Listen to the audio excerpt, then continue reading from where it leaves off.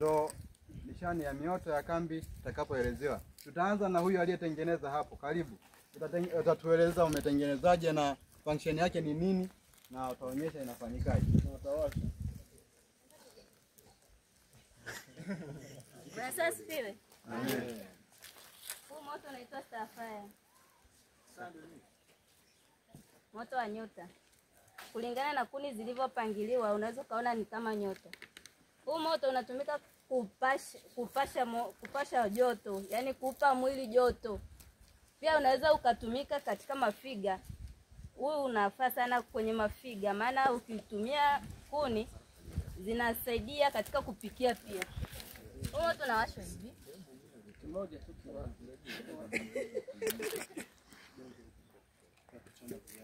Watu wanapuliza.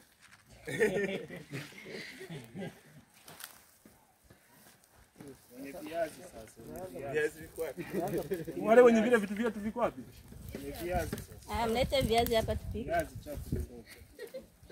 Viazi vina mwenyewe. Kuni stiki. Kuna kula. Nakula nini? Unaonyesha ukimaliza. Madhara yake ni wewe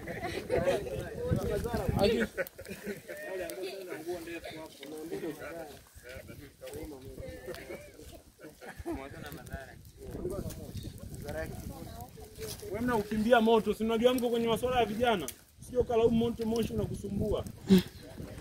Unaona moshi unakuja sehemu yako na kesi mwingine taifa ndani ya muda gani? Waendelee. Haya moto mwingine endelee. Mtu wa moto mwingine endelee. Endelea. Wanaitwa siwe. Hapa unaitwa ni hunter fire au moto wa uwindaji. Mwindaji. Kwa huu moto unaotengeneza hivi, unaweka migogo miwili huku, nyingine huku, ili chombo chako kikae vizuri. Au kwa mbinu zingine unaweza ukaweka mkate au nyama hapa ili nyama yako iweze kuiva vizuri.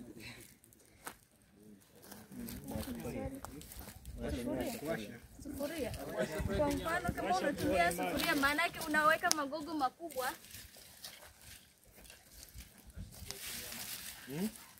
Hakuna nyama, tungekuwa na nyama tungejaribu. Na matengenezo. Maana yake unaweka magogo makubwa moja huko, mwingine huko, alafu unaweka sufuria lako kwa juu. Sio sufuria tu, unaweza ukaweka hata nyama ukachoma. Yawezekana kama kuna nyama uinanilii ukaiweka vizuri hapa. Unaweza ukawa unaitengenezea mshikaki. Masuala ya wale wanaitwa kwa mfano unapanga mishikaki yako hivi alafu unawasha moto kwa chini. Unawasha moto kwa chini. Unakuwa mbali sana kidogo moto. Kwa hiyo inakuwa inafika joto juu. Joto na ambacho unakichoma hapa.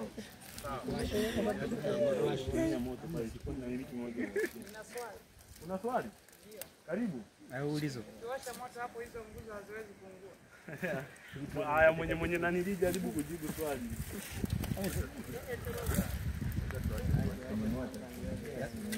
Labda tuache kwanza ndio tuone kama zitaungua. Mwenye swali jibu.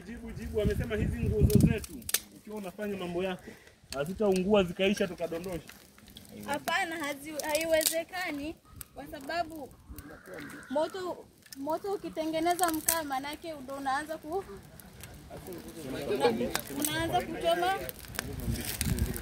kuchoma mishikaki zako. Pia maana yake hizi miti zinakuwa ni mbichi, ili zisiungue na moto. Weka yai hapo.